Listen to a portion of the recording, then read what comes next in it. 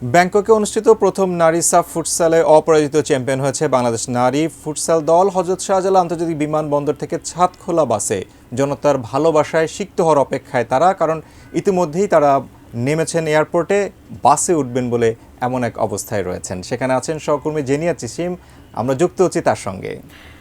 জেনিয়া, আপনি এই মুহূর্তে আসলে কোথায় রয়েছেন, বিমানবন্দরে কোথায় রয়েছেন, এবং আপনি সাবিনা, কৃষ্ণা, সুমাইয়া, মাসুরাদের দেখেছেন কিনা, তাদের আসলে এই মুহূর্তে কি অবস্থা, আমাদের বিস্তারিত জানাবেন।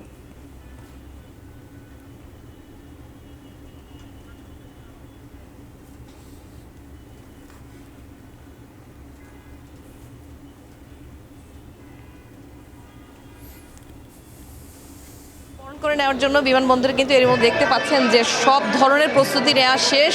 আমরা কিছুক্ষণ আগেই কিন্তু সাবজয়ী ফুটবলাররা এই বিমানবন্দরে এসে পৌঁছেছে। 5:30টার দিকে তারা ল্যান্ড করেছে থাইল্যান্ড থেকে, এবং তারপরেই কিন্তু আসলে ভিতরে যে আনুষ্ঠানিকতা সেই এখন পর্যন্ত তারা বিমানবন্দর থেকে বের হয়নি, কিন্তু এখানে যে প্রস্তুতি রয়েছে সব ধরনের প্রস্তুতি কিন্তু শেষ। এবং ছাদখোলা বাসে আপনি জানেন যে আজকে সাবজয়ী ফুটবলারদের অর্থাৎ ফুটসাল জয়ী চ্যাম্পিয়ন দলটাকে বরণ করে নেওয়ার জন্য ছাদখোলা বাস প্রস্তুত করেছে বাফুফে, এবং এই ছাদখোলা বাসে করেই তারা বিমানবন্দর থেকে হাতিরঝিলের উদ্দেশ্যে রওনা দিবে। এবং সেখানে কিন্তু একটা সংবর্ধনার আয়োজন করে রেখেছে বাফুফে।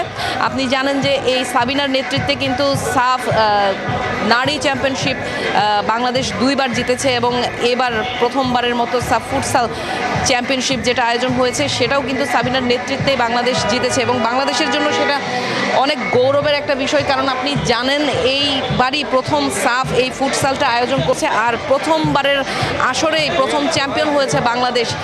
সেই জন্যই কিন্তু এইখানে বিমানবন্দরে যেমন গণমাধ্যম কর্মীদের ভিড়, তেমনি কিন্তু ফুটবল প্রেমীরাও ভিড় জমিয়েছেন। আমি যদি আপনাদেরকে